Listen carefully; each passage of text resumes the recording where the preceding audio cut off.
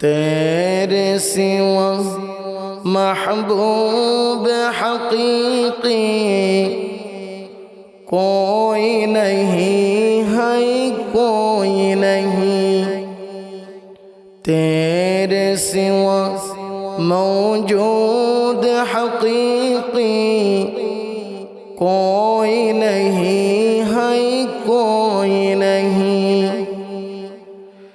यादों में तेरे सबको बुला दो, यादों में तेरे सबको बुला दो। कोई ना मुझको याद रहे, सब खुशियों को आग लगा दो, सब खुशियों को आग लगा दो। खाने दिल आबाद रहे, अब तो मेरे पास तादम आखिर, अब तो मेरे पास तादम आखिर। फर्द ज़ुबा आई मेरे। প্রিয় হাজিরিন, আমাদের জীবনের সবচাইতে দামি জিনিস হচ্ছে আল্লাহর বন্দেগী এবং রসুলের সুন্নাহ। সুবহানাল্লাহ। এর চাইতে আর দামি কিছু হতে পারে না। কারণ জীবন তো একটাই, জীবন তো বারবার না, একটাই কিনা বলেন? জীবন তো একটাই। এই একটা জীবনে যদি আল্লাহ আল্লাহর নবীর গুণগান গেয়েও যদি পার করে দিতে পারি, আখেরাতে আমরা নাজাত পেয়ে যাব। আর এরকম 10টা জীবন পেয়েও যদি দুনিয়ার মানুষের গোলামি করি, এদের পিছনে ঘোরাঘুরি করি, কোনো ফায়দা আছে? দুনিয়ার ফায়দাতেই আমাদের সময় শেষ, আখেরাতে কোনো ফায়দা আমাদের হবে না। এই কারণে হুঁশিয়ার থাকা দরকার। প্রিয় হাজিরিন, রাত গভীর, প্রায় রাত 12টার কাছে। কথা বেশি লম্বা করব না, তবে আপনাদের কাছে আবদার, যেহেতু দূর থেকে এসেছি, মুসাফির মানুষ, কিছু কথা বলার ইরাদা করেছি। যদি আমার আল্লাহ আমার জবান দিয়ে বলার মতো তৌফিক দান করে বলতে পান ইনশাআল্লাহ। আপনারা শুনবেন তো? ইনশাআল্লাহ বলেন। শেষ পর্যন্ত শুনবেন।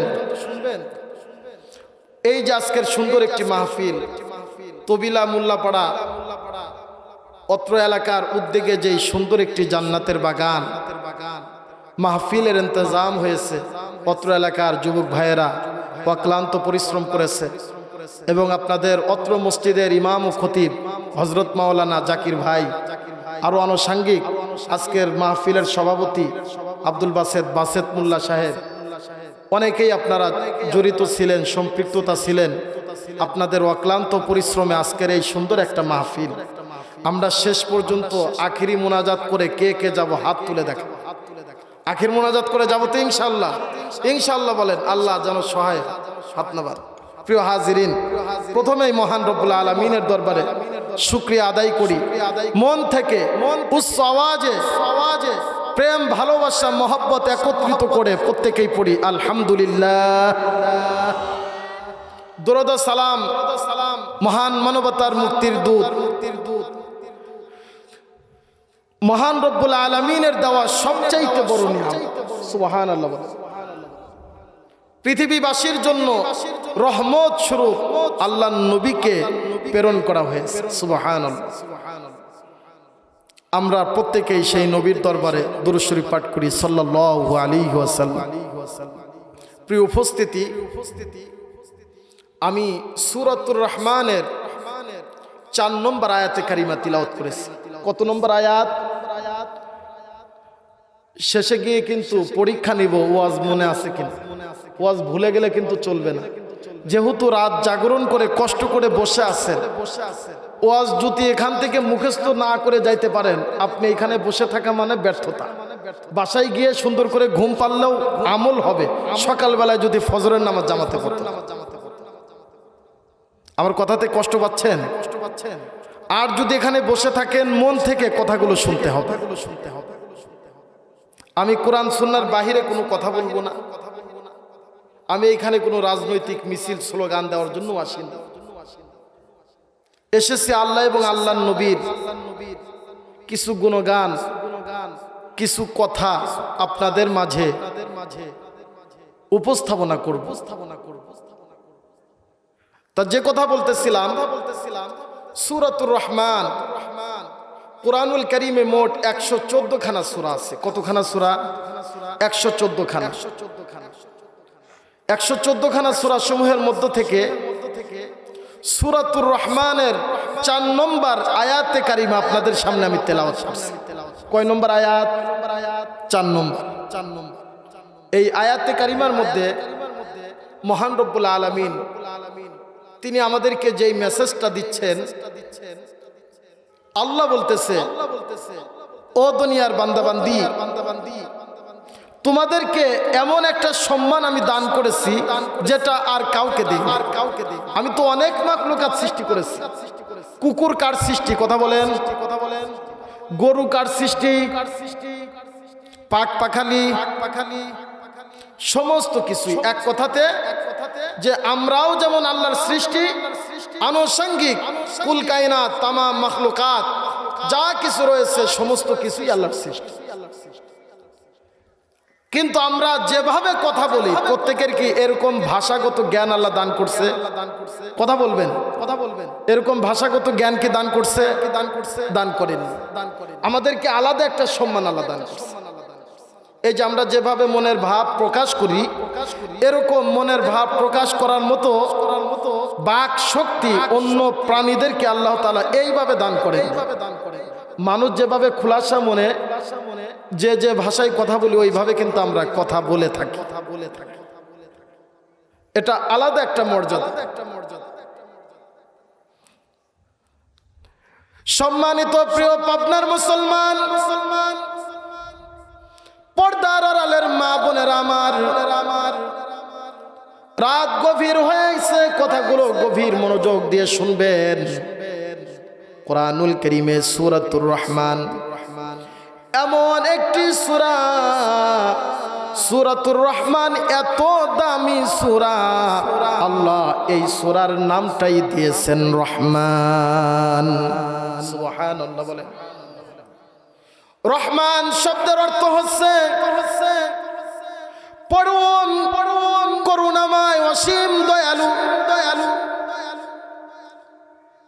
অসীম অনুগ্রহকারক, যার অনুগ্রহের কোনো শেষ নেই। কথা ঠিক কিনা বলেন?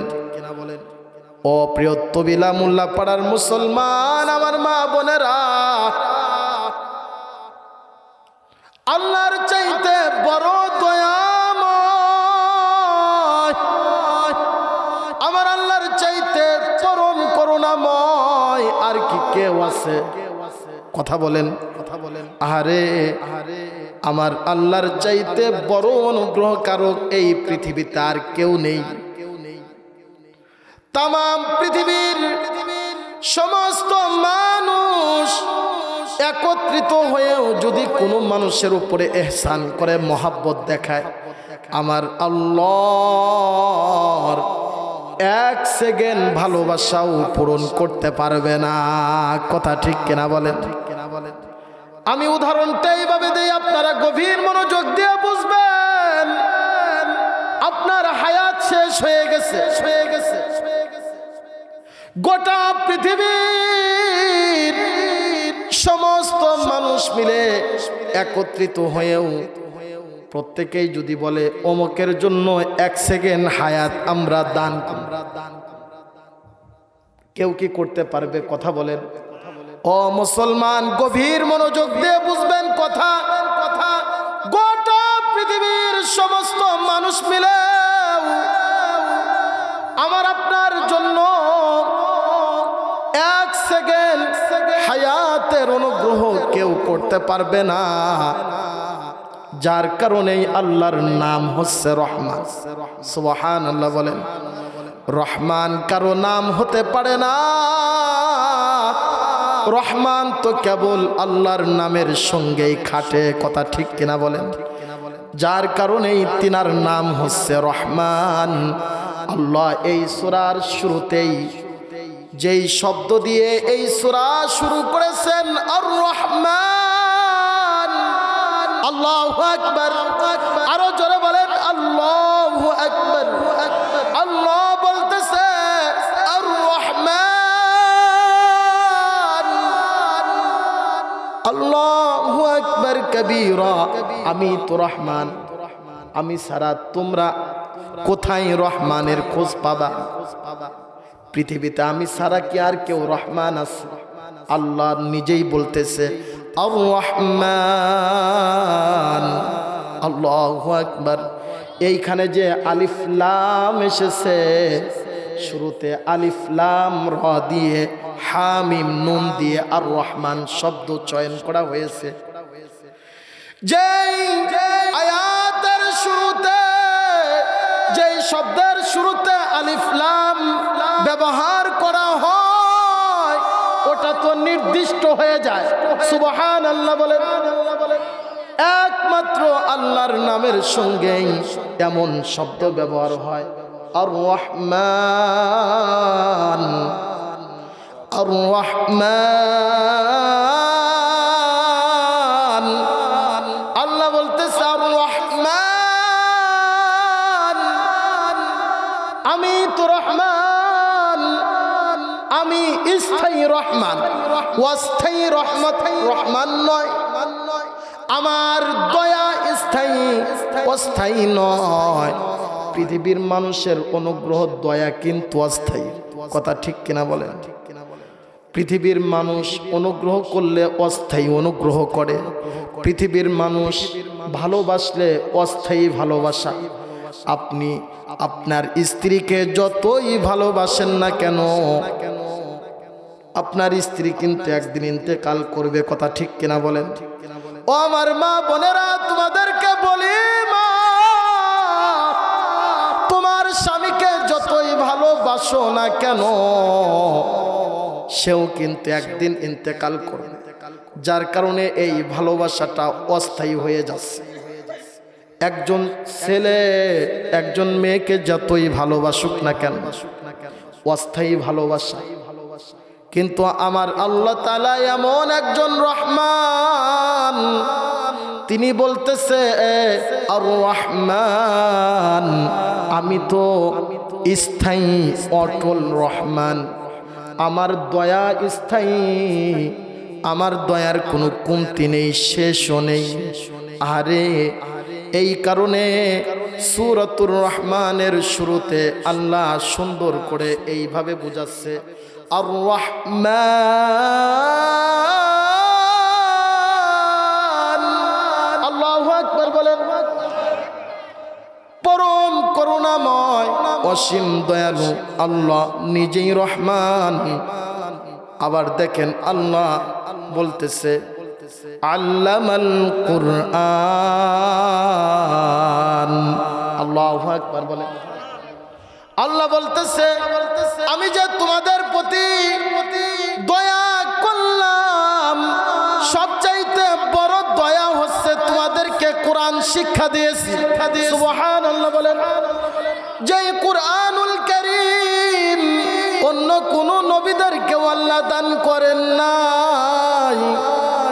এত হাবিয়ত নবী হযরত নবী আদম আলাইহিস সালাতু ওয়াস সালাম, তাকে কিন্তু আল্লাহ কোরআন দান করেন নাই, কোরআন শিক্ষা দেনও নাই, কথা ঠিক কিনা বলেন?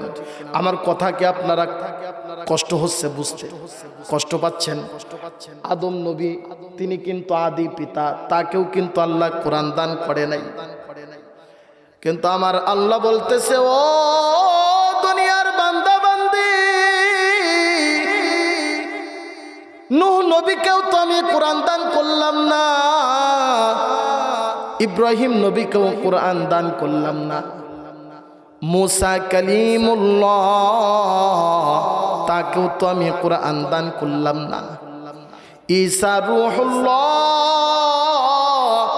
তাকেও তো আমি কোরআন দান করলাম না। একমাত্র তোমরা যারা উম্মতে মুহাম্মাদি আছো, তোমাদেরকে অনুগ্রহ করে ভালোবাসা দিয়ে তোমাদের প্রতি অনেক বড় ইহসান করে আমি এই কুরআনুল কারীম তোমাদেরকে দান করেছি। চিল্লায়ে বলেন সুবহানাল্লাহ, আরো জোরে বলেন সুবহানাল্লাহ। আল্লাহ বলতেছে, ও তবিলা সুজানগর পাবনার মুসলমান, গভীর মনোযোগ, আমার মা বোনেরা গভীর মনোযোগ। আল্লাহ বলতেছে, ও দুনিয়ার বান্দা বান্দিরা, আমি তোমাদের প্রতি যে অনুগ্রহ করেছি সবচাইতে বড় অনুগ্রহ হচ্ছে কোরআন নামক মহাদৌলত দিয়ে তোমাদেরকে সম্মানিত করেছি। সুবহানাল্লাহ। কোরআন নামক মহা একটা গ্রন্থ আল্লাহ আমাদেরকে দান করেছেন, এর চাইতে বড় সম্মান আর কি হতে পারে বল? কোরআন এমন দামি গ্রন্থ, মহান রব্বুল আলামিন হযরত নবী আদম সফিউল্লাহ আলাইহিস সালাতু ওয়াস সালাম থেকে ঈসা নবী পর্যন্ত শতাধিক কিতাব সহিফা নাজিল করেছেন এই পৃথিবীর বুকে। তামাম কিতাবাদি সহিফার মধ্যে আল্লাহ যত ব্যাপকতা, যত নির্দেশনা দান করেছেন, মানুষের সতর্কবাণী দান করেছেন, মানুষকে আদেশ নিষেধ শিখাইছেন, আমার আল্লাহ এই কুরআনুল কারীমকে ওই যে 103 খানা কিতাব সহিফার মধ্য থেকে আলাদা যাচাই বাছাই করে একটা গ্রন্থ হিসাবে আমাদের উপরে দান করেছেন। সুবহানাল্লাহ। পূর্বের নবী রাসূলগণ তারা যেই কিতাব পড়েছে, যেই কিতাব তাদের উপরে আল্লাহ দান করেছিলেন, তাদের কিতাবাদির মধ্যে শুধুমাত্র আমার আপনার নবীরই প্রশংসা ছিল। কথা ঠিক কিনা বলেন? কিন্তু আমার আল্লাহ এমন একটা কুরআন আমাদেরকে দান করলেন মুসলমান, এই কোরআনের মধ্যে আদম নবীর হিস্টোরি আছে কিনা বলেন? নূহ নবীর হিস্টোরি আছে কিনা বলেন? ইব্রাহিম নবীর হিস্টোরি আছে, মুসা নবীর হিস্টোরি আছে, ঈসা নবীর হিস্টোরি আছে, ব্যাপক কত দেখেন। এই কারণে আল্লাহ কুরআনুল কারীমের মধ্যে বলেন, হাযা বায়ানুল লিন্নাস। আল্লাহ তিনি বলতেছে, হাযা বায়ানুল লিন্নাসি ওয়া হুদাও ওয়া মাউইযাতান লিল মুত্তাকিন। আল্লাহু আকবার। আল্লাহ বলতেছে, নিশ্চয় কুরআন যারা ধারণ করবে, এই কোরআনের পথে যে সকল মানুষ চলবে, এই কোরআন অবশ্যই ওই মানুষদেরকে হিদায়াত করে অন্ধকার থেকে আলোর দিকে এনে হিদায়াত নিয়ে আলোর রাস্তা দেখায়া মুত্তাকিন বানায়া দিবে। সুবহানাল্লাহ। আল্লাহ বলতেছেন, তোমরা এই কোরআন ধারণ করো, আমলে ভুল হয়ে যাবে,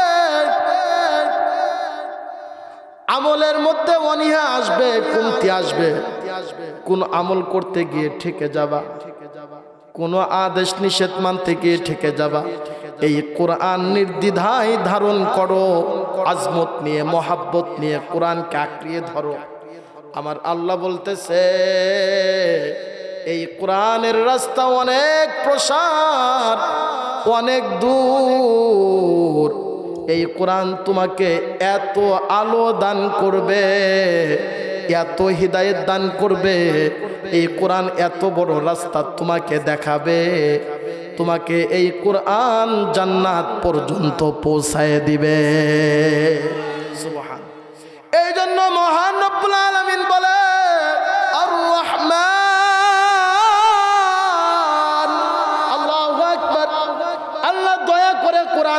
আমাদেরকে শিখাইছে। আহারে মুসলমান, কোরআন যে কত বড় নিয়ামত। ও পর্দানিশীন মা বোনেরা আমার, কোরআন যে এত বড় নিয়ামত যদি আমরা বুঝতাম।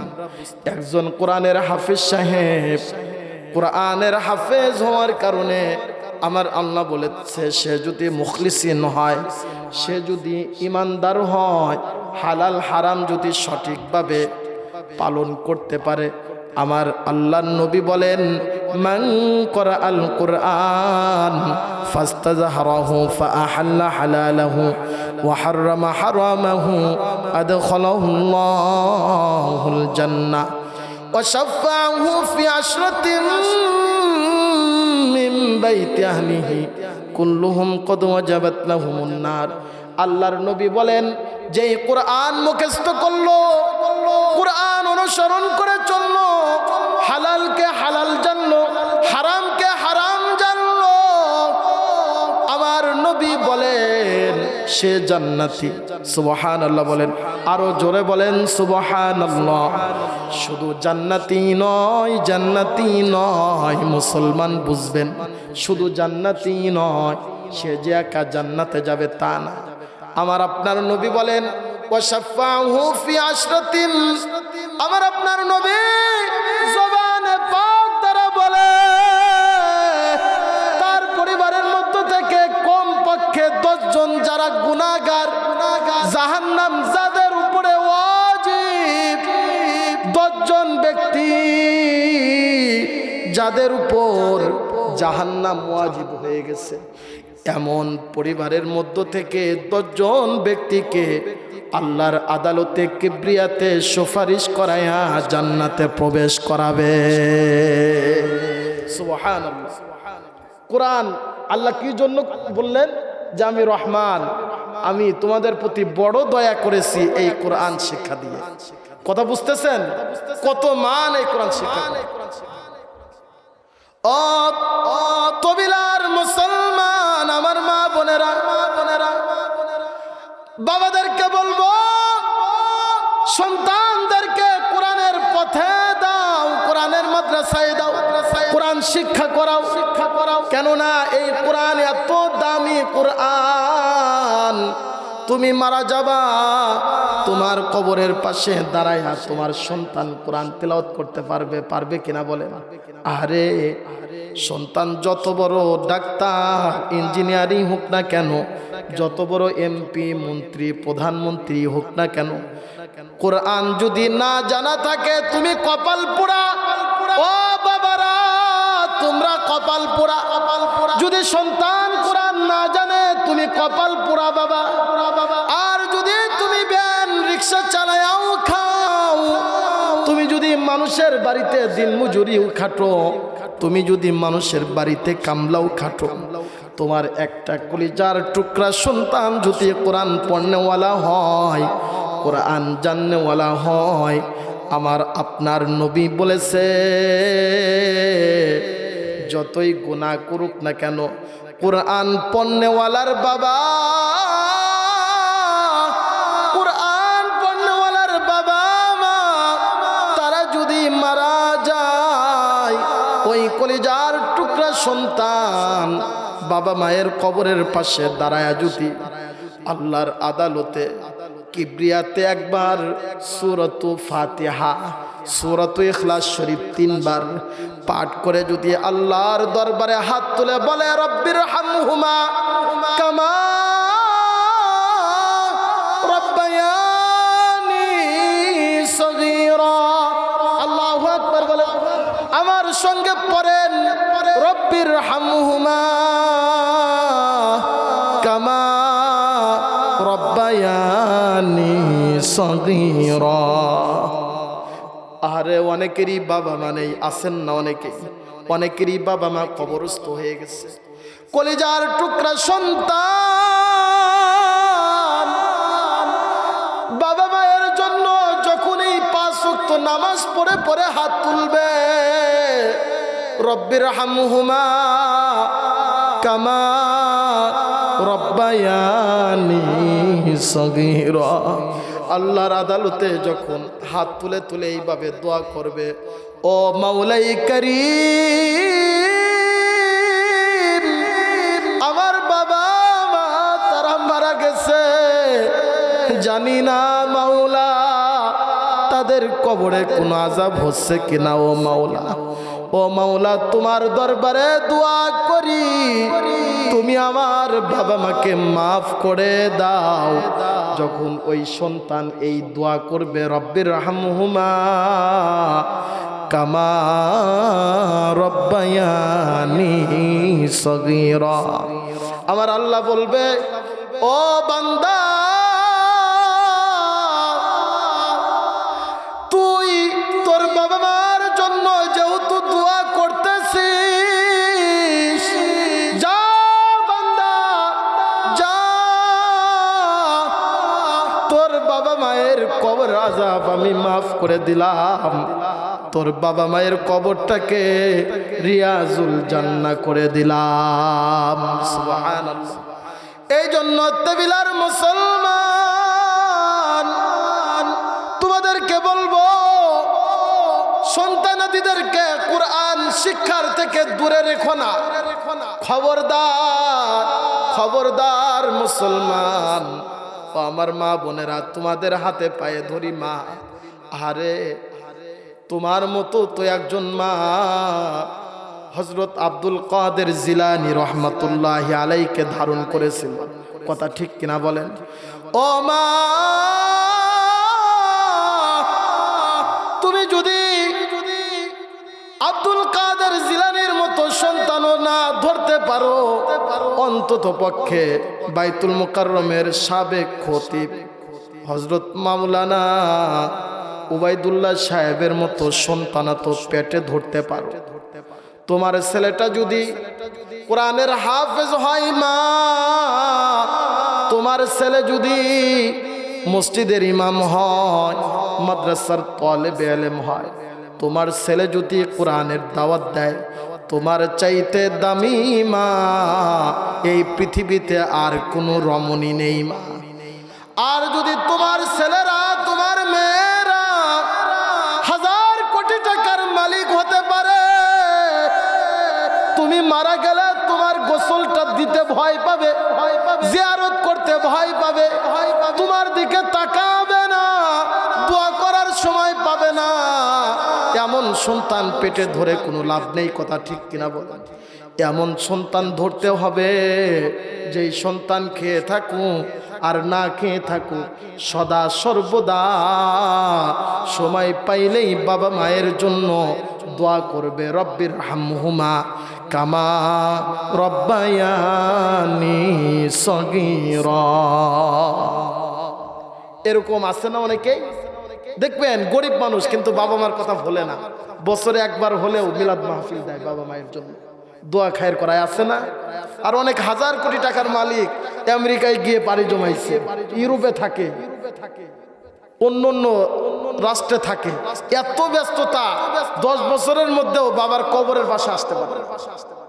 ওরকম হাজার কোটি টাকার সম্পদওয়ালা সন্তান জন্ম দিয়ে লাভ নেই। অভাবী সন্তান বাবা মায়ের বাধ্য, বাবা মায়ের মোহাব্বতকারী, দোয়া কন্নেওয়ালা, এমন আলা ভোলা সন্তান